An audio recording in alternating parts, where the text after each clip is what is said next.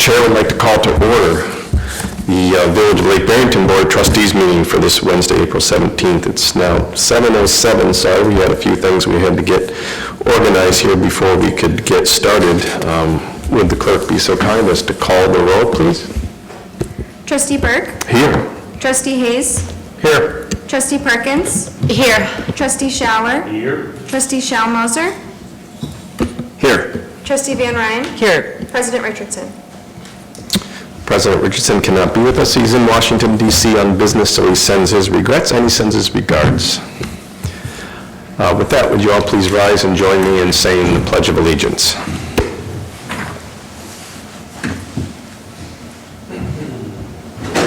I pledge allegiance to the flag of the United States of America and to the republic for which it stands, one nation, under God, indivisible, with liberty and justice for all.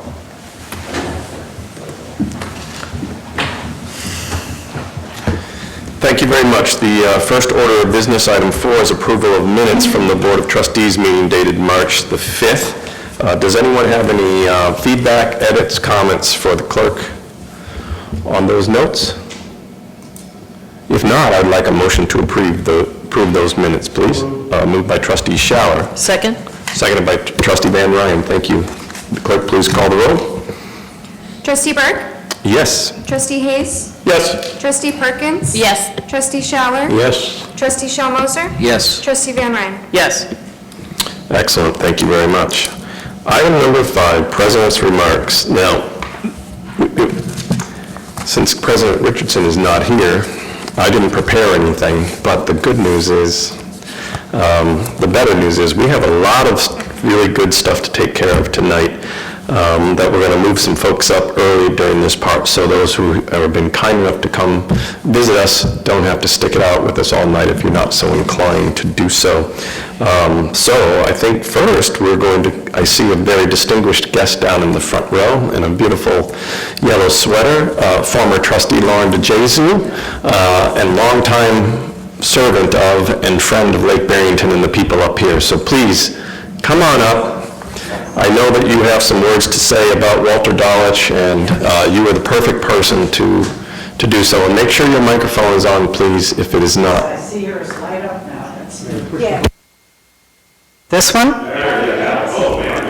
Fancy. Didn't have this technology when I was, we'd have to light fires to keep warm. It was a long time ago.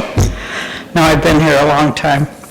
So Kevin's asked me to write a little something, and it's kind of really just my feelings about Walt Dawlich, and yet he meant so much to this village. And many called him Doc Dawlich.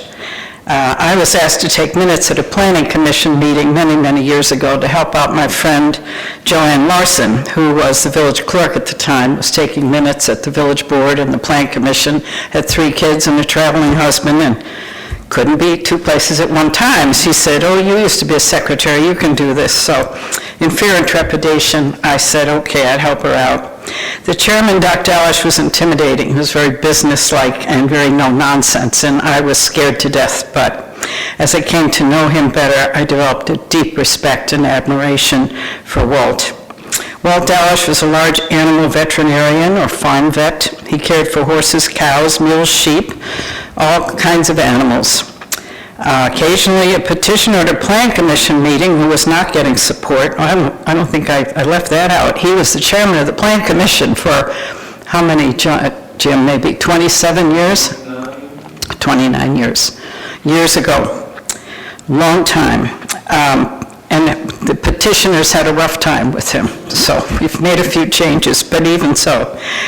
If a petitioner wasn't getting support from the board, I sat there one night and heard one say, "Well, you're only a veterinarian, not a planning expert."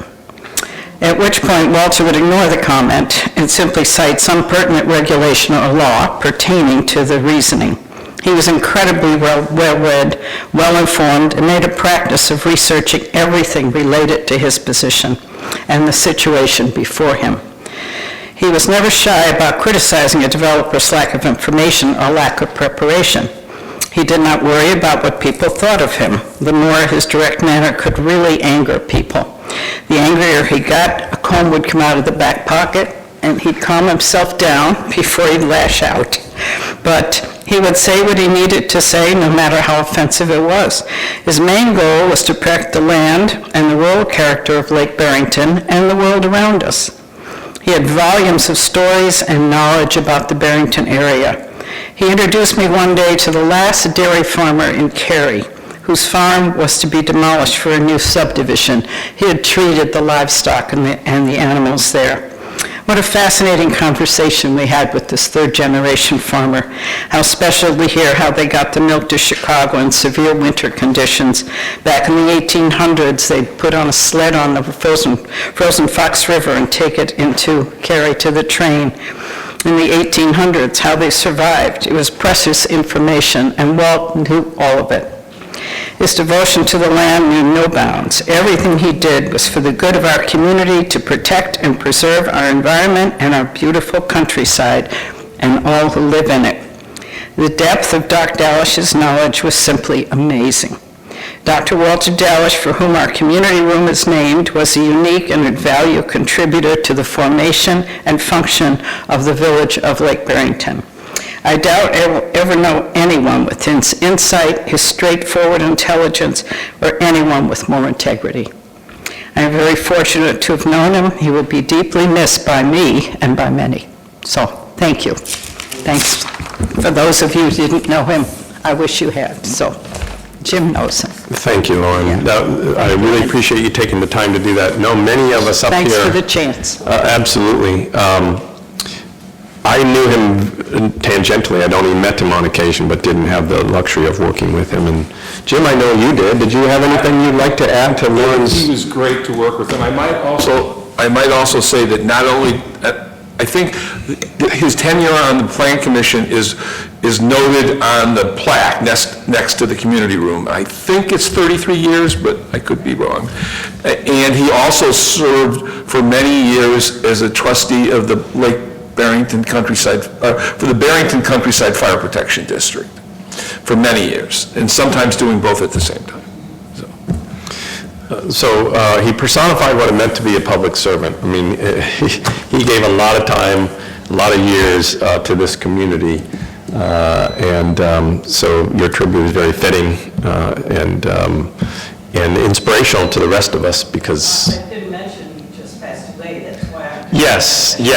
Something originally, but... Right. It's in February. Right, yep, we're sad to hear that. So he's had a major impact on this village, indelible mark that he's made, so thank you for taking the time to do that nice tribute for us.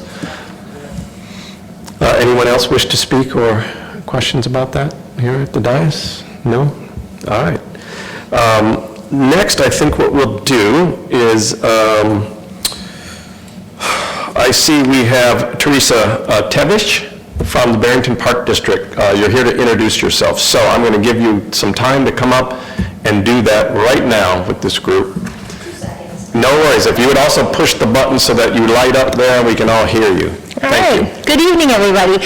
I'm Teresa Tevish. I am a newer resident with Lake Barrington last year, May, and then also at that time I was appointed to the Lake Barrington Countryside Park District.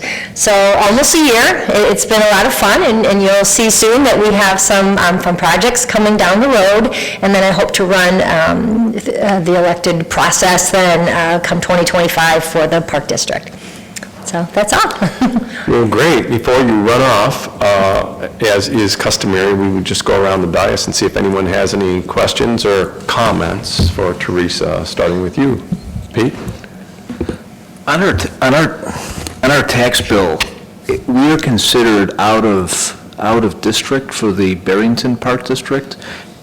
Is there any way to kind of, to be included with being a Lake Barrington resident, because there's extra cost, extra fees? I don't know what extra cost there would be if they would take, we could participate with Barrington Park District proper. Is that something that you've ever come across? And if so, go to bat for our residents? So I have two answers for that. I am actually a retired park and recreation professional, 27 years, so I know the park district realm, and a lot of times there's cooperative agreements with neighboring park districts. In my short tenure with the Lake Barrington Countryside Park District, I'm aware that there had been I think they call it a coupon process, so that the difference between Lake Barrington and Barrington, there was a fee that, like a coupon you got to apply toward a program at Barrington. It was diminished, I don't know at what point in time, I think because it wasn't utilized as much. I absolutely can bring it up again. I know that Barrington will be going under construction for their pool. I don't know what kind of impact that might have as some people coming over here to our splash pad, but I definitely can bring it up at the next meeting. Teresa, welcome. We're happy to have you here. Is there any other way, I appreciated Peter's question, is there any other way that you see us working together? Well, right now, we are going through that decennial committee process, which you might be aware of, and unique to Lake Barrington Countryside is we are a park district without staff. And coming from the park district world, I had no idea what that meant not to have staff. The Park District recently became members of IAPD, the Illinois Association of Park Districts, to give us some resources as just volunteers like yourselves and no staff, to kind of help us with what else can we do to be better. So this decennial committee, and we have some residents as a part of that, we're working on what kind of future partnerships can we do? Can we do some programming? It's just a little tricky not having staffing. We have to rely on, are we going to have any volunteers or whatever? But there are some partnerships that we're looking at to enhance the Park District. Excellent. Well, let us know. I lead the Branding and Communications Committee, so if we can help get the word out when decisions are made, we're happy to do so. Thank you. Thank you. Thank you, sir. Welcome. 27 years. Where and what motivated you to move to Lake Barrington? So my husband's folks had lived in LBS, I think when it first developed, and at his passing, we actually owned the home for 10 years, but because of my job, I had to live where I worked. So we had the home here in Lake Barrington for 10 years, but it really wasn't full-time. But then upon my retirement, then we officially live here full-time. And where was that? Previous Sycamore. Oh, Sycamore. Oh, okay. Yes. Corn country. Yeah. For people that are not aware, what does the Barrington Countryside Park District encompass? What's involved in it? So again, very unique setting, different realm for me. So Lake Barrington Countryside actually does not own any land. It's through intergovernmental cooperation agreement with the village here. So you guys own the land, but kind of neat is that the Park District then takes care of all the fun amenities here at this park. So again, I'm kind of excited that it's something different that I haven't experienced in my world of park districts. But I look at it as, hey, this is kind of neat. Taxpayers give us money, we have to do our due diligence to, give that back in some way, and we're able to enhance this beautiful property over here. And these new partnerships that we're looking at with the Lake County Forest Preserve, the library, so hopefully that'll help kind of enhance this area. So I think that's really great. So what we have here, we take care of the tennis courts, which also has pickleball. We have the playground, which was new in 2018. We have the baseball field, a picnic shelter, an outdoor bathhouse, and then we will be replacing the splash pad. So that's kind of the new project coming down the road. You'll hear about that soon. So really, really neat, and it's all free.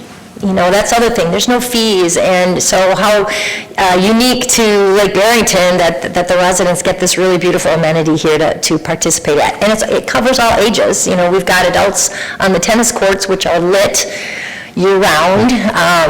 We had lights on the trees out there from November through February. I know I told my neighbors, hey, if you like going for night walks, it's all lit up over here, go for a walk. And then the proximity to the forest preserve. So it's really a unique, it's a gem out here. Very good. Well, I'm encouraged by your enthusiasm for more than I think has been taking place with regards to the Park District. So the more you can make it beneficial to our residents, the better it'll be. So thank you for your involvement, and we wish you all the best, and we're here to support you. Thank you. Thank you. Welcome. It's nice to have, you have so much energy. I love it. I love it. I agree, you guys. I know it's been so frustrating over, having a child in District 220 and not being included. I get it. But I will say, if you want a pool pass, the pool pass until May, like on May 1st, the price goes up. I mean, if you want a pool pass, get it before, it's still out of district, but it's a little cheaper if you get the early bird time, I don't know, that's all I could say about it. But welcome, and thank you for all that you're doing. It sounds very exciting. Thank you. Good luck. Welcome, welcome to LBS. I live there as well. All right. And thank you and all the team that works with you, all the volunteers. Make sure that they know how much it's appreciated. And to have the energy, like they said, that's great. So welcome. Thank you. Thank you very much. We are very fortunate to live where we live and work where we work, and you cannot separate us from the park and from the forest preserve, because we are literally in the midst of it right here. We are surrounded by all that.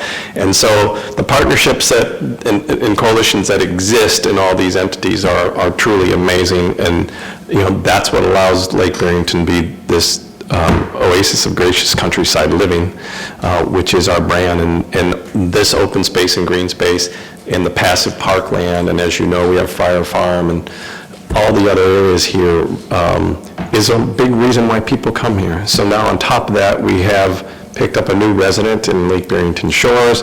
We've picked up someone to help be a steward of this, and everybody's noted your enthusiasm and energy, which we love. So just a big welcome and a thank you for stepping up and volunteering to do this great work. And if there's anything that we can do to support your efforts, please don't hesitate to call on us. And thanks for taking the time to come out tonight. Thanks, and I will reiterate that as well. Don't forget about the little park district too. If there's something that comes down the road that you need, you're doing an enhancement somewhere and you need a tree, that's what we're supposed to do, right? Let us, contribute toward that, or enhancing Fire Farm. I love biking out there and being able to hit these trails and kind of scoot into these areas, and maybe it's, we need a new call it a swing set or a new bag set, to play out there.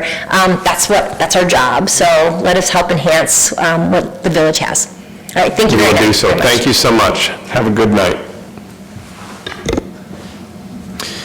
So we're going to continue to kind of go out of order here in consideration of some of the guests who have come out to visit us tonight. So we're going to jump all the way into the consent agenda, item I, which is the consideration of a bond waiver request for a raffle license for the Bridge Youth and Family Services of Palatine, Illinois. But before we get to that, I see that we have a guest, Karen Brook, right? If you'd like to come up, Karen, and introduce yourself to the board, and maybe just tell us a little bit about your organization would be very helpful background for us. And if you would push the button so that we can hear you, that would be great. Thanks. I'm Karen Brook. I'm the Development Associate for the Bridge Youth and Family Services in Palatine. I've only been with them about a year, but they've been in Palatine since 1963, I want to say, 63, 64, so quite some time. The mission of the Bridge is to help youth and families that are in crisis, mental health issues, lockouts, in trouble with the law, to do counseling, and just help the families. And we do it, we do accept insurance, we do have Medicaid, but if a family cannot afford it, we do it for free. So we're doing this fundraiser. We do 3 fundraisers a year. We do a golf outing, an annual giving, and then our gala.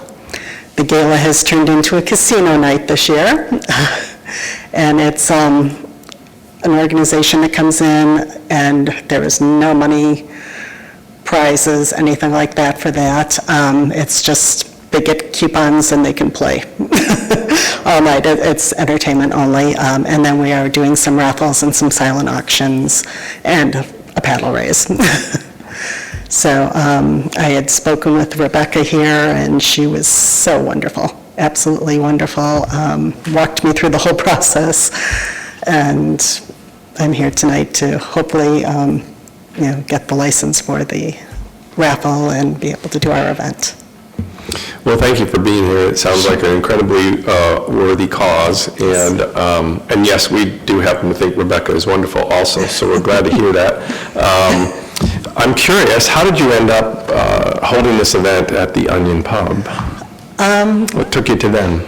Well, I'm very new in this area. I grew up on the south side of Chicago.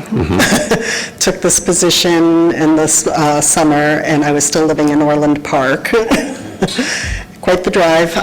After 6 months, I knew I was staying, and I found a new home, so I moved out this way and just started looking up different venues that would be a great place to have something like this. I didn't want a ballroom or anything. I wanted something that was light and airy, and we could just have a good time with our constituents, and I found that place. I ate lunch there and went, this is it. And they've been wonderful. They've been wonderful. Yeah, they're great people, friends of ours, and we love that you're doing that. And anything we can do to promote our local businesses and our restaurants is great, but they'll do a great job for you. I've been to events there, and they're a great event hosting place, and your guests will have a great time as well with good food and good beverage. So yeah, very generous they are. too. And they're good community partners. We have in front of us, we are going to take the time now to vote on this waiver. You do not have to stay any longer there. And I just wanted people to know what was going on. But before I leave you, did anybody have any questions or comments? Okay. So you can feel free to have a seat. Okay, great. We're going to take care of business while you're here, and then, as I like to say, get out while you can if you have someplace to be. You're under no obligation to stay. As riveting as this meeting might be, you're under no obligation to stay. Thank you so much. Very nice to meet you. Nice to meet you. Okay, so consent agenda item I. Do we need to set up on this, or we're good to go? We're good to go. So we can just call the action here? Yes. Okay, so Chair would like a motion to approve the bond waiver request for the Bridge Youth and Family Services of Palatine, Illinois. It's a motion to approve the bond waiver request. Got it. Is that it? Oh, do I have such a motion? So moved. This here? This? Page 4. Am I missing something? Right here? Yours looks different. That's what I'm saying. Here, That's why I'm confused. use that one. Chair would like a motion to approve bond waiver request for the Bridge Youth and Family Services of Palatine, Illinois. Do I have such a motion? So moved. Second. Moved by trustee Van Ryn, second by trustee Hayes. The clerk, call the roll, please. Trustee Burke? Yes. Trustee Hayes? Yes. Trustee Perkins? Yes. Trustee Schaller? Yes. Trustee Schalmoser? Yes. Trustee Van Ryn? Yes. Great. So the consideration is passed. Thank you again for being here tonight.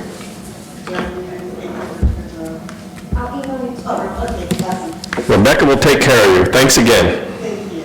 Good luck. Okay, well, staying with keeping things moving with the folks who are here tonight. I see we have another distinguished guest out here, Miss Jenny Balms. If you would like to come up and introduce yourself. Jenny is going to be our new village accountant. So this is the first time many of us are meeting you, so welcome, introduce yourself, tell us a little bit about yourself. Okay, it's very nice to meet everyone. Thank you for letting me come join you guys. My name is Jenny Balmas. I'm very excited to join the team here. I have a bachelor's degree in business administration and accounting. I got it from Roosevelt University. Straight out of school, I started working for an educational company. I was there for 18 years. Started at the very bottom of accounting and worked my way through every little nook and cranny there is of accounting and finance. Learned so much. It was a great experience, and I am looking forward to bringing that knowledge here and doing everything I can to assist everyone. Well, that's great. We've heard so many, like I said when I met you, we heard so many good things about you, and I know that Sharon is over the moon to be filling out the staff and really building this. We have a remarkable team, and it seems like all you're going to do is make that team better. So we're really excited to have you start. And maybe we'll start over here with Trustee Hayes to see if anyone just has any comments or questions for you at this point. We have to vote on you yet, so know that. But no, thanks for coming tonight. Thank you.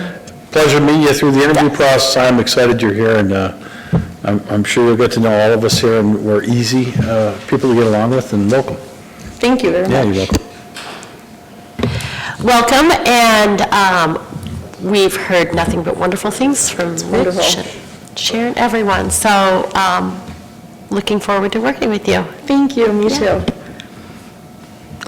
What was the company that you worked for and where were they located? So here in Illinois, they're well known as Ombudsman. It's an at-risk youth, basically a school. The corporate company is called Chance Light and it's based out of Nashville, but I've worked here. I've been in Illinois my whole entire life. I live out in Lakemore now. I worked out of an office in Libertyville until they physically shut it down and we went all homebound working.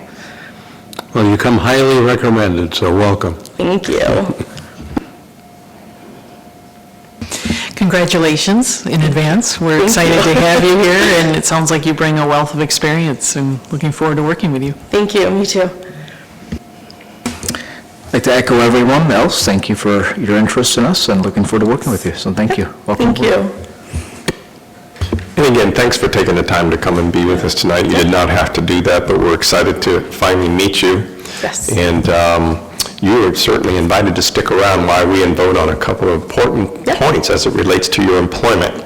And we're going to take care of those right now so that you'll know, hopefully in moments, where all this stands. So thanks again. Thank you so much. And we'll look forward, and if all goes well, I guess, what time's your start time tomorrow? 8 a.m. 8 In the a.m.? morning. 8 a.m.? Yeah. You'll be here? Yes, I will. Okay, thanks again. All right. Thank you so much. All righty. Okay, so we have two items here that we're going to do together, pulled from the consent agenda, item B and item C. B is the consideration of an ordinance regarding compensation of the position of village accountant, and C is the consideration to appoint Jennifer Balmas to the position of village accountant. So, Chair, so I move these both, correct? Yes. Okay. So Chair would like a motion to approve ordinance number 2024-0-08, an ordinance regarding compensation of the position of village accountant, as well as a motion to approve the hiring of Jennifer Balmas for the position of village accountant. Do I have a motion, please? So moved. Moved by Trustee Perkins. Second. Seconded by Trustee Hayes. The clerk, please take the roll. Trustee Burke? Yes. Trustee Hayes? Yes. Trustee Perkins? Yes. Trustee Schaller? Yes. Trustee Schammoser? Yes. Trustee Van Ryn? Yes. So we are approved. We'll see you tomorrow at 8 a.m. And the good news is you're also going to get paid. So this is a good day.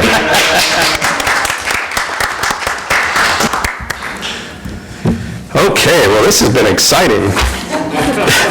Now we're clearing the place out. Okay, let's see. So item number 6 is the first opportunity for the public to address the board on non-agenda items, and being that there are none, we can move from that. So now we are moving on to item 7, which is the consent agenda. So what we have remaining here is A, consideration of an ordinance approving and authorizing the execution of agreement with Max Strategies Group, Inc.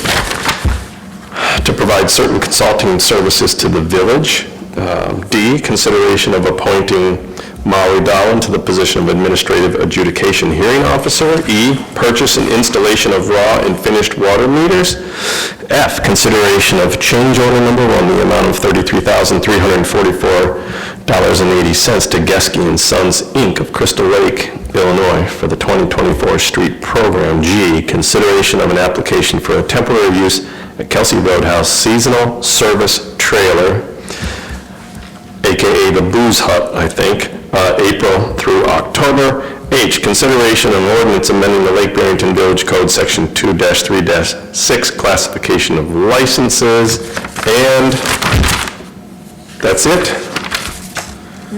That is it. So, Did I mention, I'm sorry, that in this ordinance relative to the amendment to Kelsey Roadhouse, we've also added a DBA for the new steakhouse.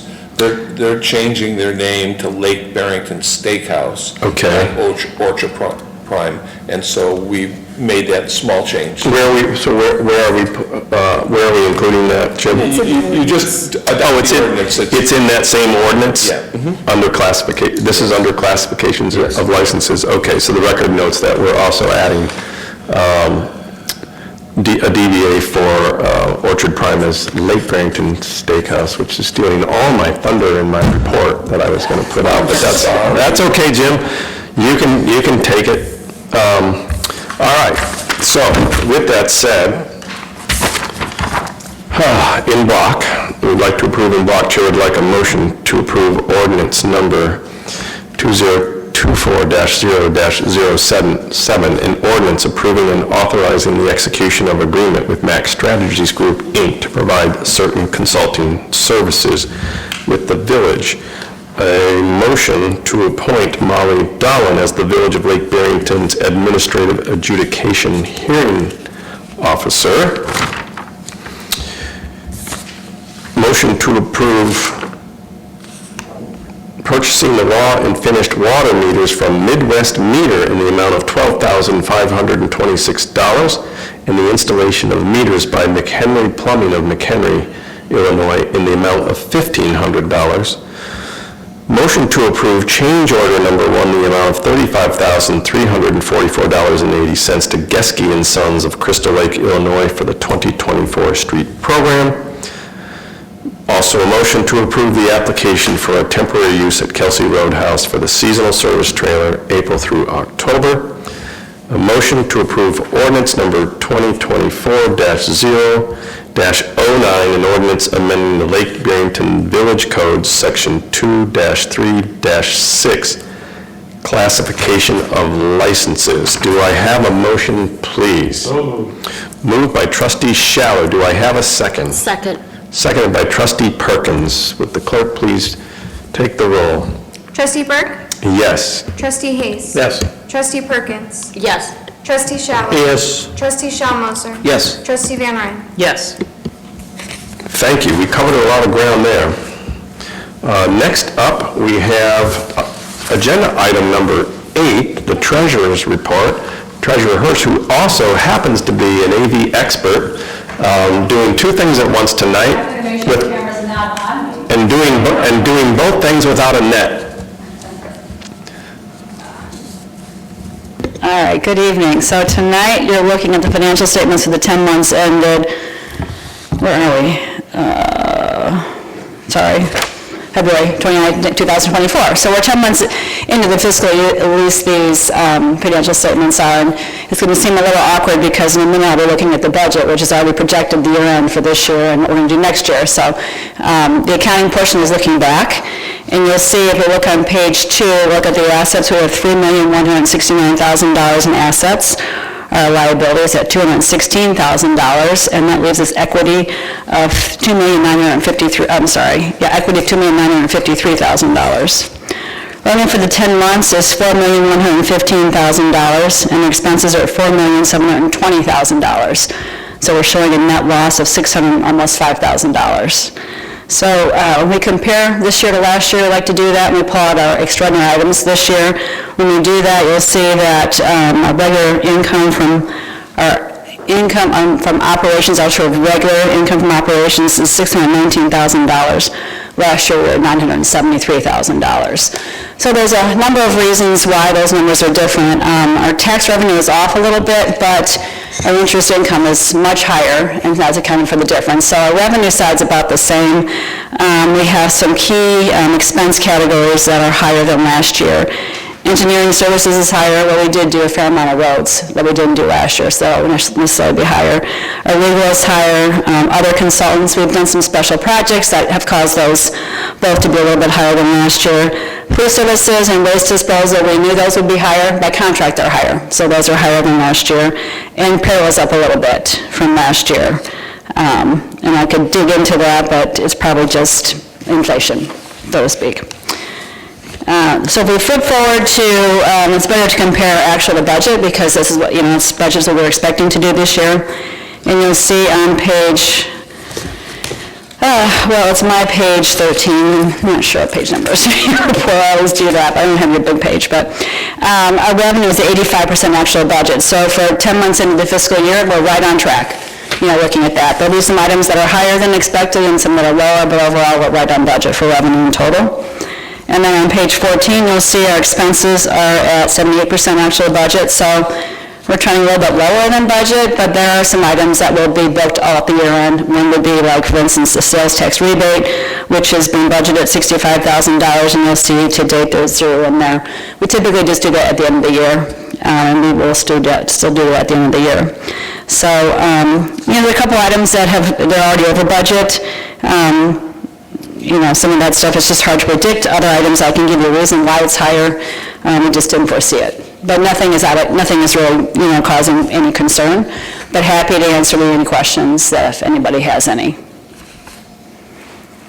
Okay, well, we can move on. We can go through here pretty quick. Motor fuel tax fund. No activity in that fund. We're just expecting to grow that for another year. You'll see we have about $381,000 in current net assets in there. Well, I guess we will not spend that money this year as well, and we'll grow that one more year. And then our last fund is the water sewer fund. We have about approximately almost $1,008,000 in there for ongoing future expenses. We do keep a close eye on that because we have a number of capital expenditures each year that's pulling that down, so we do keep a close eye on that. But nothing unusual to mention this month in that fund as well. So unless there's any questions, that's all I have before I get to the warrants for tonight. Questions for the treasurer? Questions? Okay. Warrant A, I just have a few to mention that are unusual. I mean, they're unusual in the sense you don't see them each month, but they have been budgeted and we expect them, but I point them out just because we don't see them each month. The first one is Barrington Township, and that's $2,089, and that's for PACE for the calendar year 2024. That was discussed at a prior board meeting, so that shouldn't be too much of a surprise there. ClearGov for $5,000, that's our business license software. That's an annual fee once again. And then HR Green, $8,100, and that's engineering, the beginning of engineering for the 2024 road program. And then lastly, on warrant B, there's a Cuba Township invoice for $5,147.77, and that's a culvert repair, culvert that was repaired and replaced. And that's all I have on the financial statements. Any questions? Questions for the treasurer? Okay. You have us all awestruck. And not sure where I fall. Do I stay here now? I can't remember. Do I stay on the agenda up here for this? Okay. Yes. I forget to bring the agenda with me, sorry. And do we open a public hearing? Yes. So we need to do that. Yes, so agenda, well, do we want to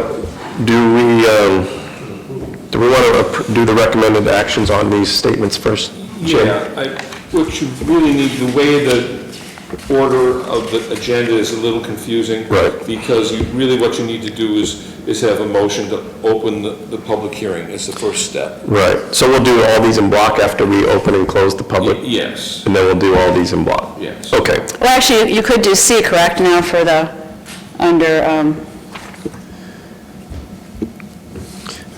we can go ahead and open. 8C would do 8A, B, and C. And then we'd be done with that. Under 8C, if Right. you recommend action, you could do those three and we can move on. How do you want to do it, sorry? I was reading the agenda. Yeah, it's, we'll do it. Doesn't matter. We'll just do them all in block, Peggy. Okay. So what we'll do now is, I need a motion to open the public hearing, correct? So I need, Chair would ask for a motion to open a public hearing regarding the appropriation ordinance for the fiscal year ending April 30th, 2025. Do I have such a motion? So moved. Moved by trustee Hayes, a second? Second. A second by trustee Schalmoser. Do we vote on, do we? Yes. Would the clerk please call the vote? Trustee Burke? Yes. Trustee Hayes? Yes. Trustee Perkins? Yes. Trustee Schaller? Yes. Trustee Schalmoser? Yes. Trustee Van Ryn? Yes. All right, the public hearing is open. Do we have anyone, we have no one here that needs to be sworn in, is that correct? Correct. Okay. No one from the public needs to be sworn in, so there'll be no swearing in. So now, The motion to close the public hearing. oh, we just close it? Okay, so Chair would like a motion to close the hearing regarding the appropriation ordinance for the fiscal year ending April 30th, 2025. Do I have such a motion, please? So moved. Sound like moved by trustee Van Ryn and seconded by trustee Perkins. It's the loudest one, without microphone. She's, yeah. Would the clerk please call the vote? Trustee Burke? Yes. Trustee Hayes? Yes. Trustee Perkins? Yes. Trustee Schaller? Yes. Trustee Schalmoser? Yes. Trustee Van Ryn? Yes. Okay, the public hearing portion of this is closed. So now, Treasurer Hirsch, do you have anything else to add to this I discussion? do, what I'll do is a quick update on the financial plan you have before you. So we have in your packet in draft form, the financial plan for fiscal year 2025. So this has been reviewed, it first started in the Finance Committee, and then it was reviewed at two prior committee of the wholes, and then the third one tonight. There was a change that was made tonight, so we're going to make that on the fly. We are removing $225,000 in road work, and, I'm sorry, $250,000 in road work and $25,000 in engineering from the budget.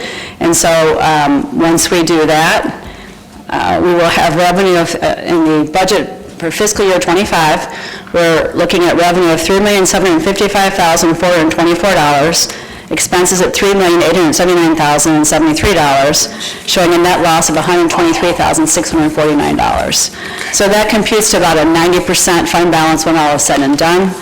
And then we have in here in the financial plan as well, we're looking at the motor fuel tax fund. And what we show in the motor fuel tax fund is, once again, we're just growing that fund for the fiscal year '25, and by the end of fiscal year '25, the fund balance should be $675,000. So we're looking at revenue next year of $233,000 in the motor fuel tax fund. And then you'll also see again a separate section for the water sewer fund. This is an enterprise fund, so it operates solely unto itself. It works on the fees that it collects for water usage, and uses those fees accordingly for the fund. Let me just get to that page, excuse me 1 second. I had them all marked. Okay, so in fiscal year '25, we're budgeting total revenue of $475,000, expense of $708,367,000, for a net loss of $233,367,000. And if you look on the capital improvements sheet for that fund on page 37, over the next 4 years, we're looking to spend about $400,000 in capital improvements. So we are still looking at a water sewer fund, a water rate study coming up to help us manage that fund a little more closely and make sure we have enough fund balance to cover our needs in the future, along with the correct water rates. So that's just a very quick synopsis of what is in the financial plan, but there's a whole book that you can read when you're having trouble sleeping at night, because it's written by me, and I'm not an author of it by any sorts, but I'm happy to answer questions in the future as well, but as a reminder, this is a budget, it's an internal working document, it does not guide our spending, it just helps the village administrator plan for spending. Any spending would need to be voted on separately by the village board. I have a question for the benefit of everybody in the record. You're reporting a future loss in future years. Can you explain why we're able to do that? Absolutely. So over the course of, especially through years of COVID, we really grew our fund balance, and that was unexpected to us. Our sales tax grew tremendously. The state passed sales tax laws in the village's favor, and the state also, I guess the federal government, gave a lot of money to villages to spend for improvements. You know, we just spent $630,000 this year on our roads from the ARPA funds. So over the course of these years, we've built up our fund balance.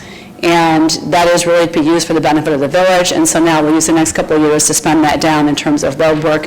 There is about an $800,000 road program in the fund this year, and that is just, that's, you know, we could, if we wanted to have a zero budget, we would have only budgeted $600,000, so, but we are giving money back to the community via this use of fund balance. Well, still maintaining the reserves that we normally have for Yes, operations. correct. Our fund balance policy is 60% of prior year expenses. At the end of next year, we'll probably be about 90. So we're still far from our minimum fund balance. And that's a minimum number, it's not a target. That's what I'd like to remind people. 60% is a minimum. Doesn't mean we're trying to get to that, but we do want to be within reason, because it is our taxpayers' money that we're holding on to, and we need to hold on to it for a good reason. And this is a key reason why we did not increase a tax levy this year. Absolutely. Thank you. Thank you, Trustee Hayes. So just for public consumption, if you eliminate the water and sewer fund, basically the budget that the village has is about $5 million. That be correct? 4,984? What did I say when I said that? It's General fund, 4,9? Yeah, general fund, it's about 4. The expenses are $3.8 million. But I'm at, I think when you ask me what size of the budget, I always think of what the expenses are. okay. So when I take out the water sewer fund, you're saying, And if you take out the water and sewer fund, the village's budget for the coming year is close to 5 million, or not? no, I think it's more close to 4 million. Oh, okay. And so that, if you're looking at the appropriation ordinance, is that what? Well, just looking at the general fund, I thought that would be your total number. The general fund, I'm looking at budget fiscal year 25, so are you on page, just so we're talking about the same thing, so I'm not confusing. I'm talking about page 3 of whatever this was, of the appropriation. Okay, so ordinance. that's a different question. Yeah, I'm happy about that, because that's the next, that's actually what was voted on tonight. So the appropriation ordinance is where the village gets its spending authority, and that is typically, we set that about 20% above budget. So that's why you're seeing $5 million. It's about a $4 million budget, so, I mean, we're rounding, obviously, 20% would be 800,000, but we're rounding, but yeah, that's, now I understand where your question's coming from. Okay, all right, $4 million. So the thing you are voting on tonight, though, is the appropriation ordinance, which does probably show about $5 million. Yes, okay, thank you. Good question. Thanks. That helped clarify for everybody. Yeah. Other questions, comments for the treasurer? That was a lot. Thank you very much. Okay, you're very welcome. So with that said, we are going to, Chair's looking to approve in block items A, B, C, and D under the treasurer's report. A being a motion to approve financial statements as of February 29th, 2024.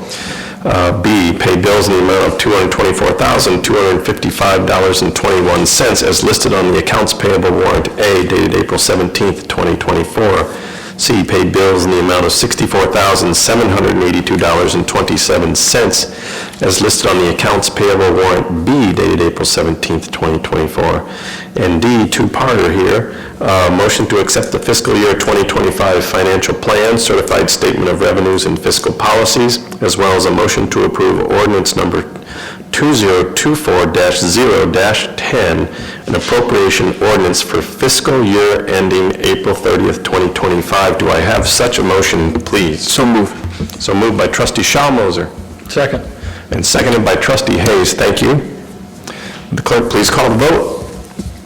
Trustee Burke? Yes. Trustee Hayes? Yes. Trustee Perkins? Yes. Trustee Schaller? Yes. Trustee Schalmoser? Yes. Trustee Van Ryn? Yes. Excellent, approved, thank you very much. Agenda item number 9 is the administrator's report. Sharon? Yes, thank you very much. I have one item to report on this evening, the water and sewer rate RFP. They are due this Friday, the 19th.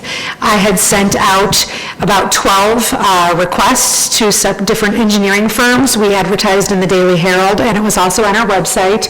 I did have about 5 or 6 firms reach out to me for copies of the RFP as well.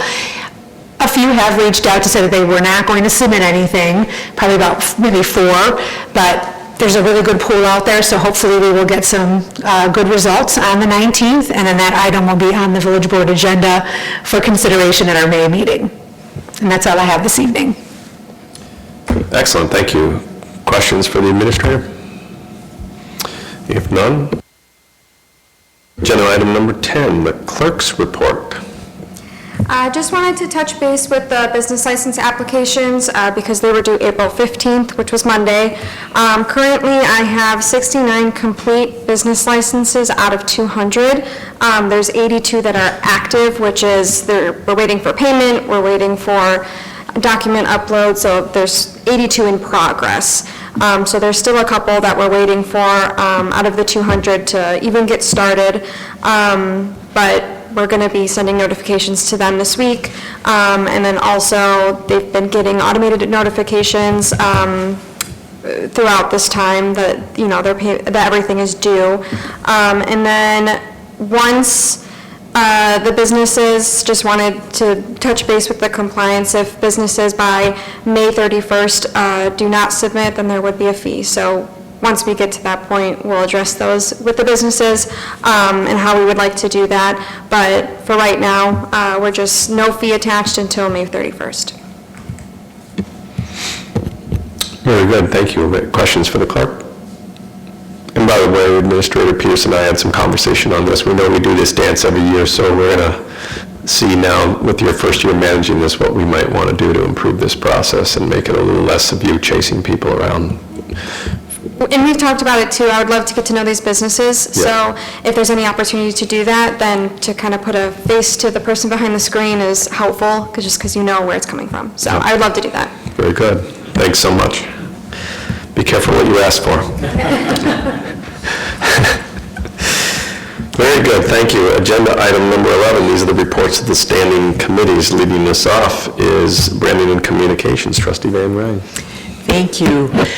One update from me, as you know, monthly I like to give you a status on how we're doing on LinkedIn as far as engagement goes, and it was last month that we had just crossed the 200 mark with 202, we're up to 221. So we're really growing, and I'm noticing a lot of engagement by other people who work for other villages and districts in the area, and we're engaging with their posts as well. So watch out, Barrington, you have 250 followers, we're coming for you. We'll be there soon. So that's it from me, thank you. Thank you.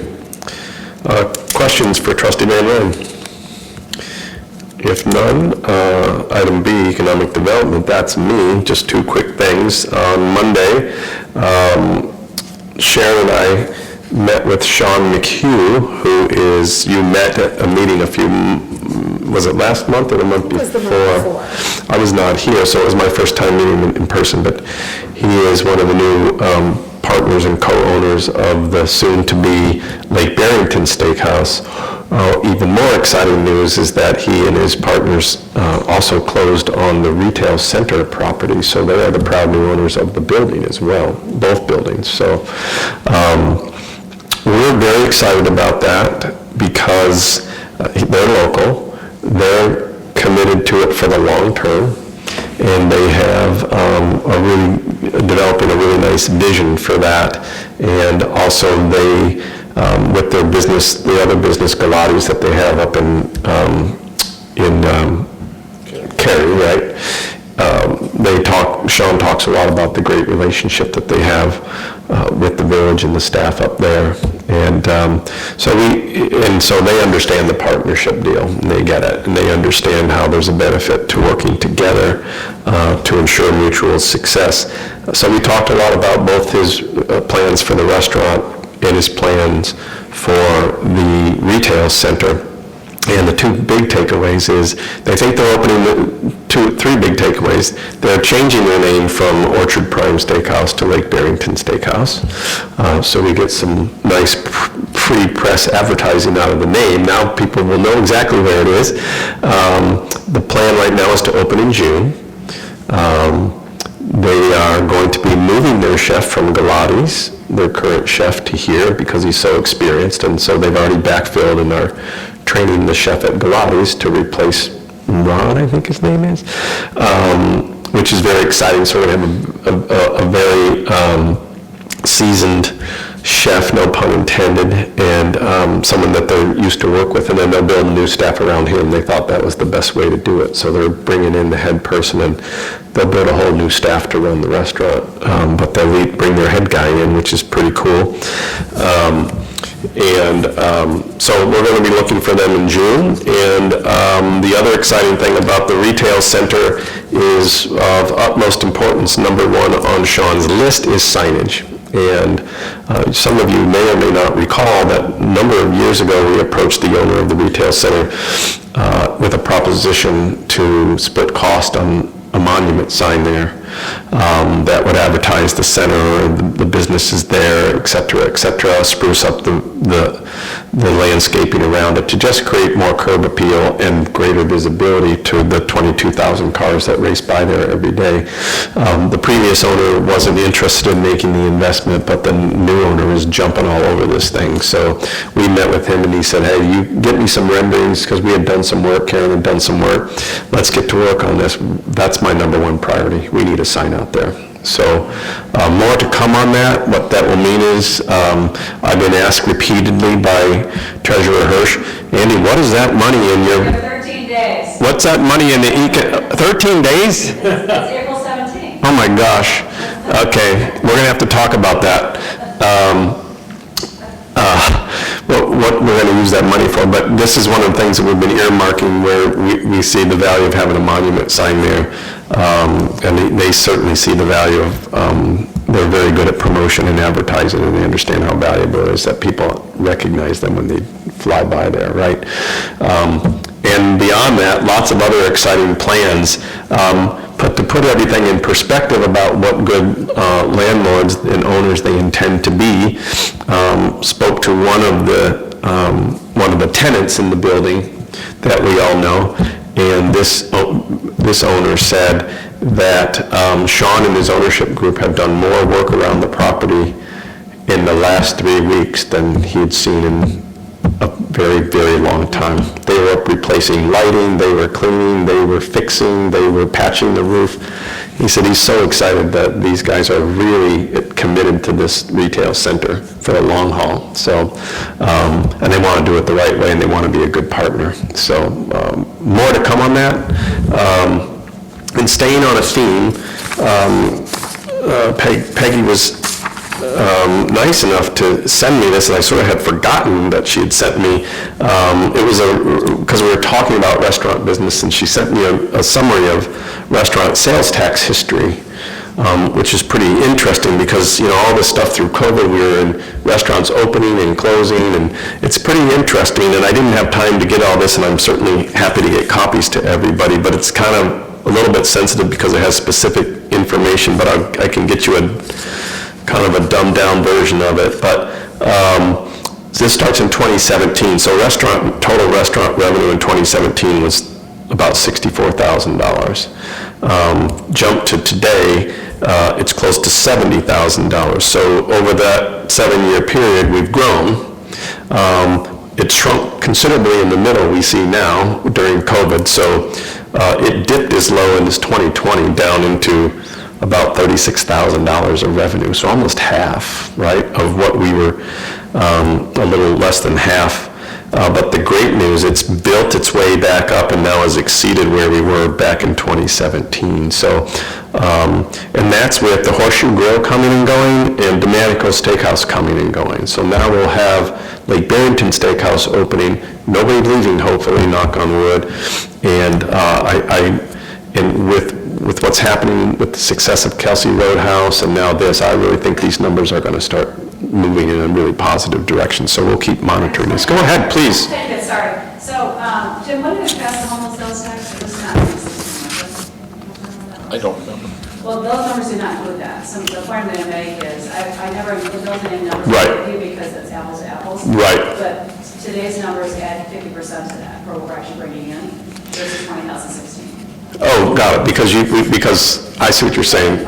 Because we passed the home rule sales tax. Right. Which is a half a point, and that's up 1%. So thank you for clarifying that. Just so you know, No, so the this is a restaurants true in the apples, village. this is a true, what you're saying. That's is apples this- to apples, but Right. I'm trying to let you know what the restaurants are mean to the village at, at this point. Got it, thank you for 50% clarifying that. more. Yeah, so we could add 50% more to that, number of 69,000, is what Correct. you're saying, to know what the true number is. Contribution is. Yeah. Yeah, correct. Great, thank you for clarifying that.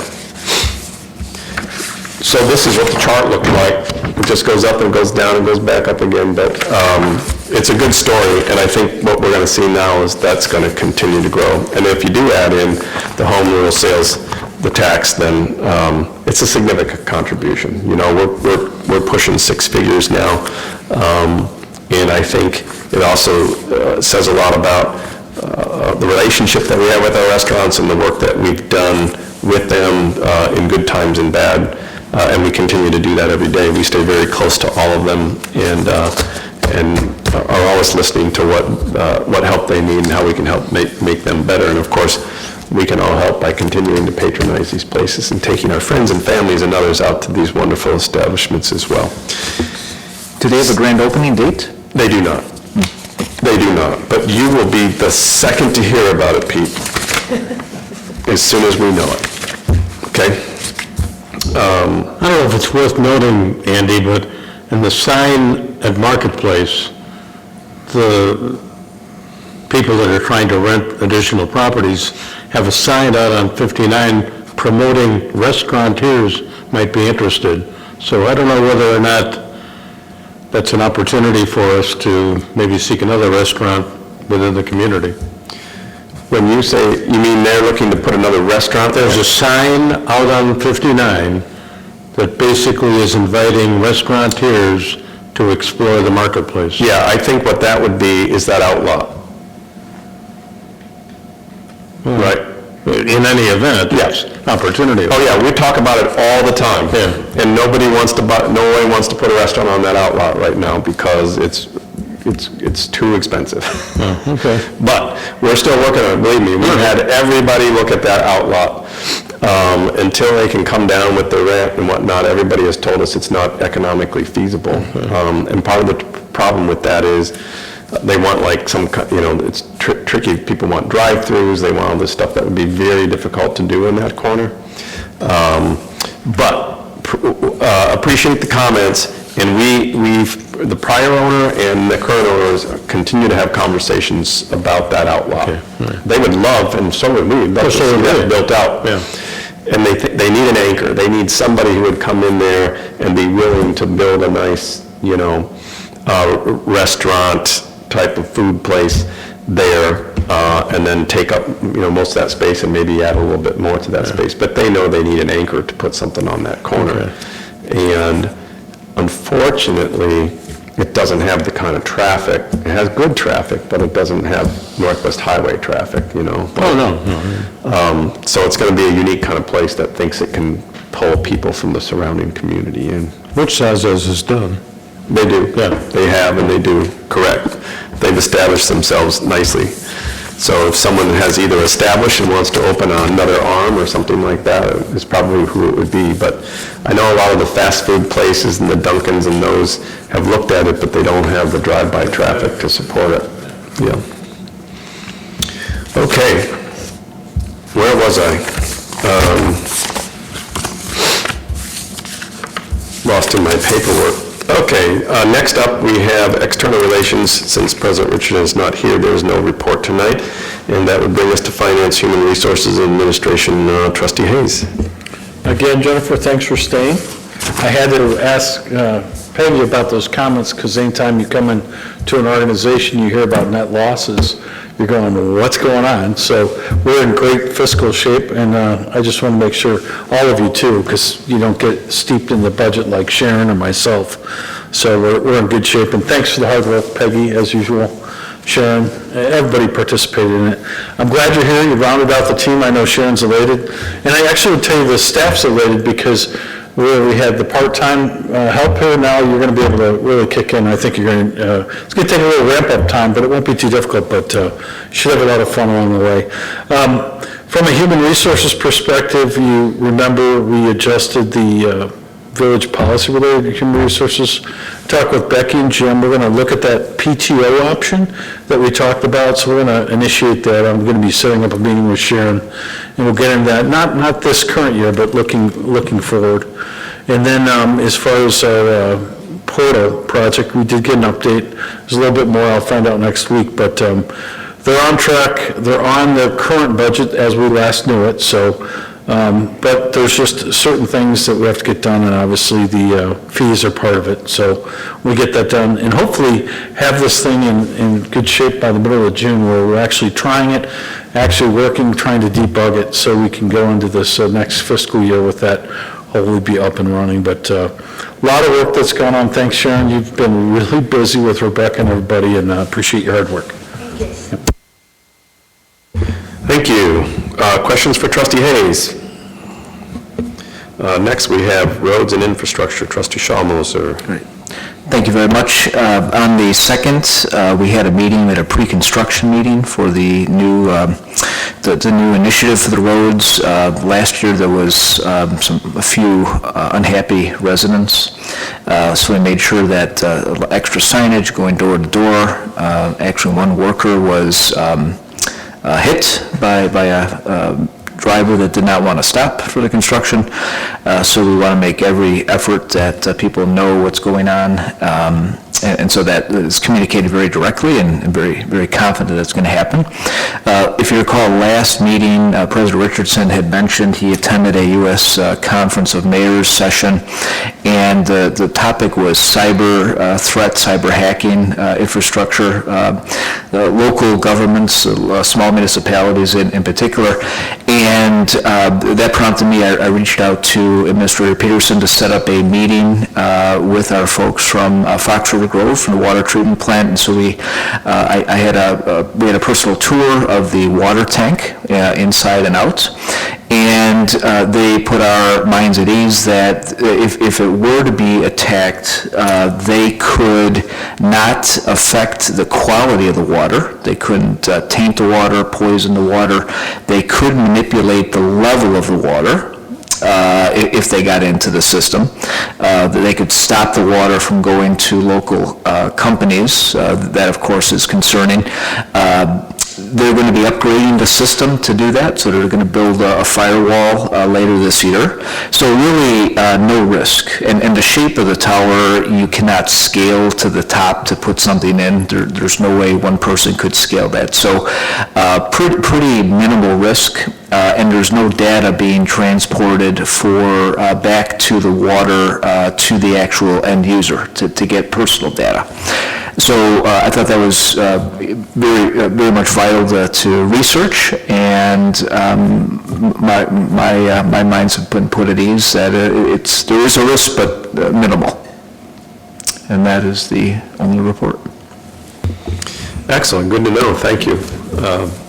Questions for Trustee Schallmoser?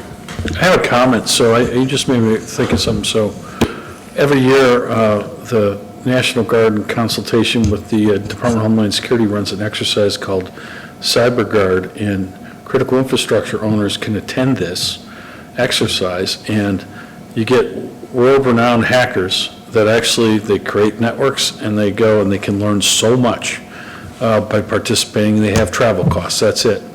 And they usually host it down in Indiana or out in DC, but I'll get you that information, because we're a small town, to go and sit in that kind of audience, they can learn a ton that they otherwise wouldn't get to, and it's really kind of interesting to go see and watch that, so. I'd like to get that, yeah, thank you. Yeah. Please. Okay, Public Safety, Trustee Scheller. Thank you, sir. Lieutenant Scott Kirk, front and center, that time. I don't know, I got a press release from the Lake County Sheriff's Department that's interesting, that talks about they're investigating several deceptive practice impersonating a peace officer, where an offender is calling Lake County residents pretending to be a deputy or sergeant with the Sheriff's Department. You been doing that?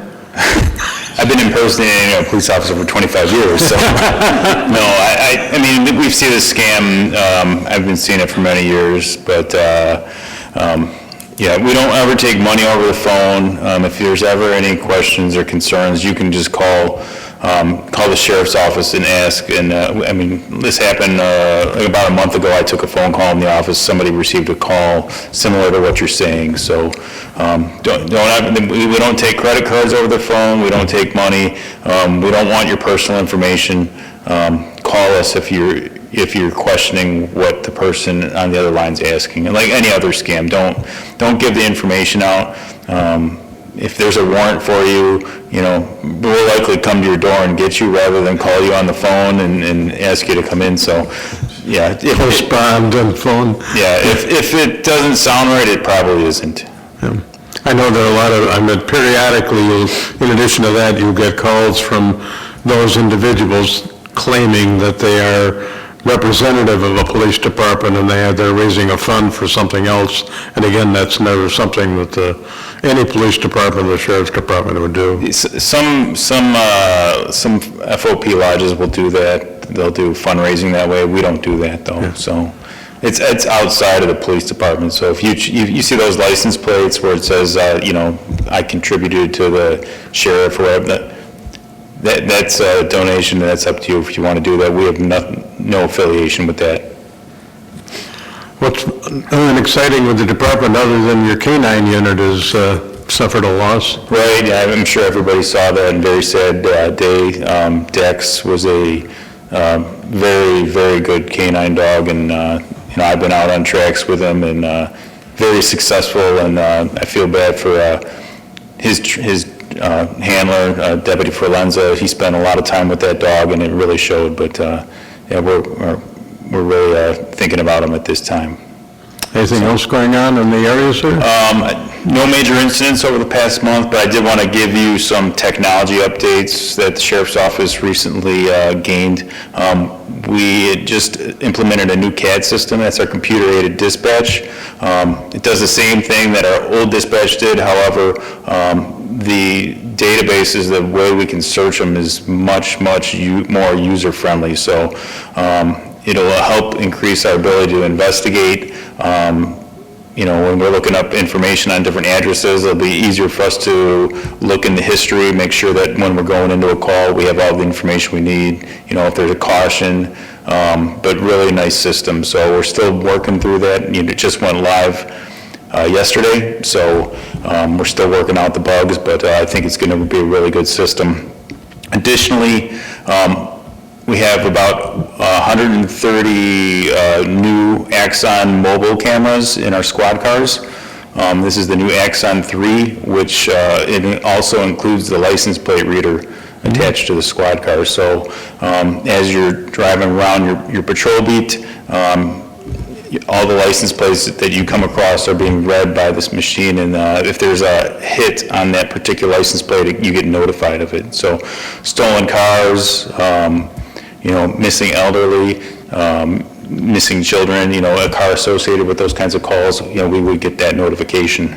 And the final part of technology that I would like to tell you about, we did contract with Flock Safety, which they're mounted license plate reader cameras, so like on the side of the road. So we're contracted with that company for 15 cameras, in addition to all the other agencies that have cameras throughout the county and throughout the United States. So that kind of technology, like like the other day, I was looking for somebody that tried to serve an order of protection on this person. So I was able to find his license plate. I entered his license plate into the database, and it gave, I put in like a date range, like the last 5 days, and it gave me every time that his vehicle traveled past one of these cameras. So I was able to determine kind of the area where he was hanging out and where I could expect to find him. So that's the kind of technology that we're able to use, and it's not public accessible. It's only accessible to us, and we have to have a reason to use it. It's auditable. So it's not like, we're looking up, like, I want to find out where that girl lives or where she's going, and we're starting to play games like that, We're very aware that stuff like that can happen, so we're able to audit that system. Additionally, it might be something for the village to consider. Like Deer Park recently contracted with Flock Safety for 5 cameras. They have that big outdoor mall, so they wanted to have that extra protection on their malls with these cameras.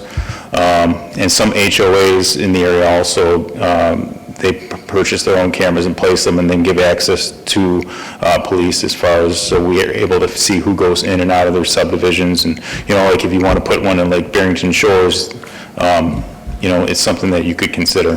And if anyone on the board is interested in that kind of technology, I'm just kind of brushing the surface of it here, but we could definitely talk to you more about it. But it's really revolutionary as far as policing is concerned. Anybody have any questions? I do, so just, I think I heard you correctly. You have a reason to put someone in the system to get the data. It's not just one name. I want to know where Trustee Shell is at. Right. When I do a search, when I was searching for that person that had the order protection, I'm searching for a location to serve, this person for the order. I have a legitimate law enforcement purpose for doing that search. Yes. Okay, now I'd be interested in learning more myself about that for LBS. Okay. Very good. Thank you, sir.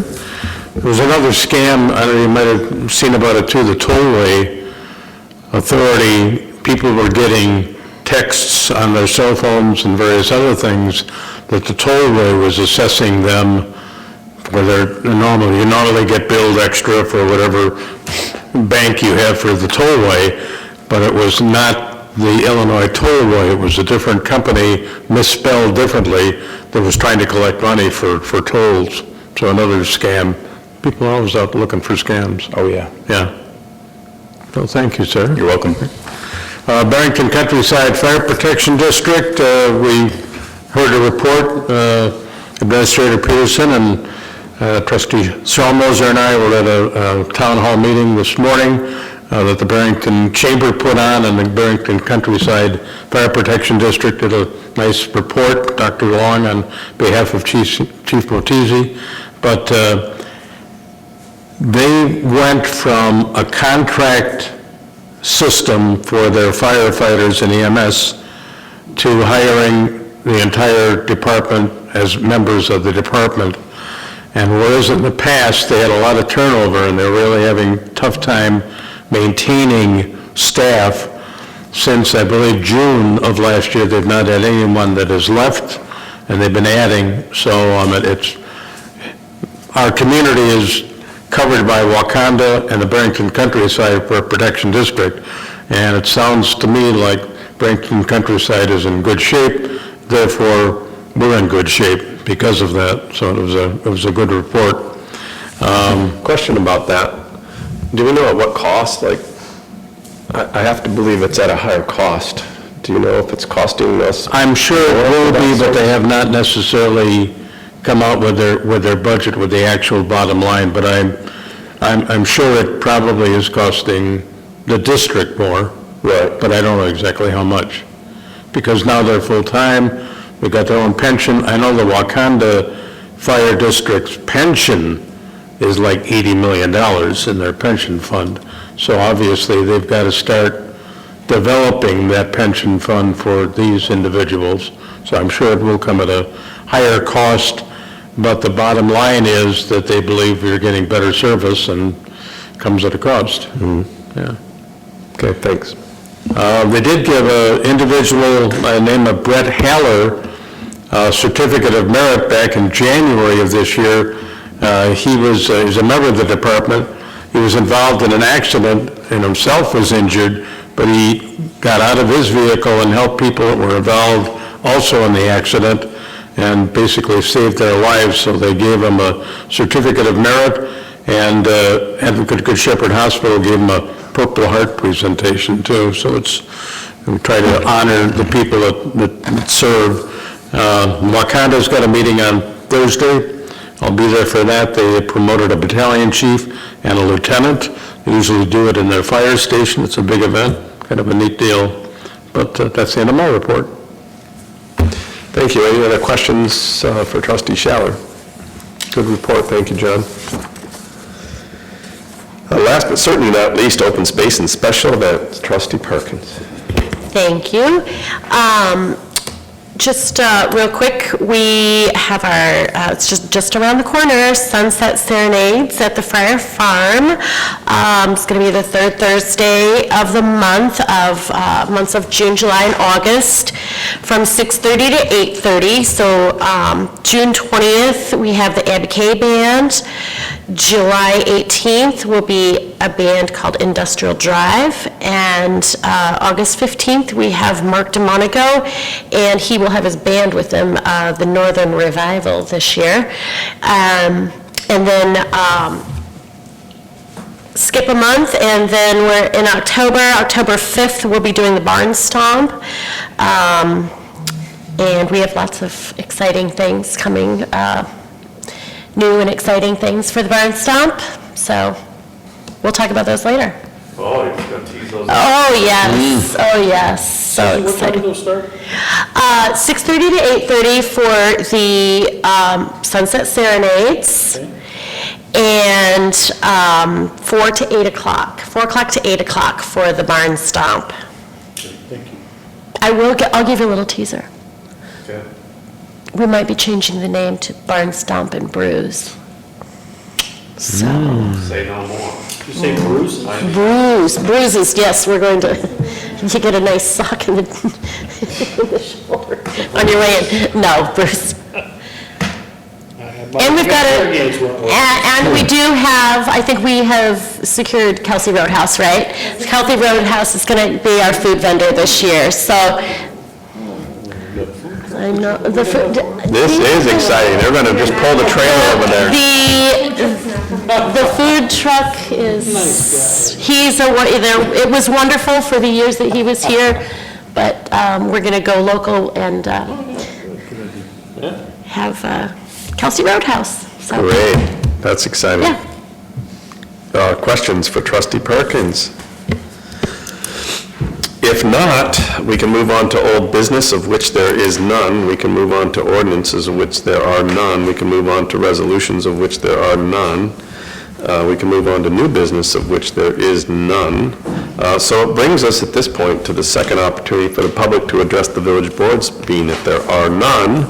We can move on to closed session, which there is no need for, is there? No need for closed session. And no need for others. So as President Richard would say, his favorite part is adjournment. So I'd like a motion to adjourn the meeting, please. So moved. Moved by Trustee Hayes, seconded by? Second. Trustee Schalmoser. All in favor, say aye. Aye. Those opposed? Meeting is adjourned. Well done.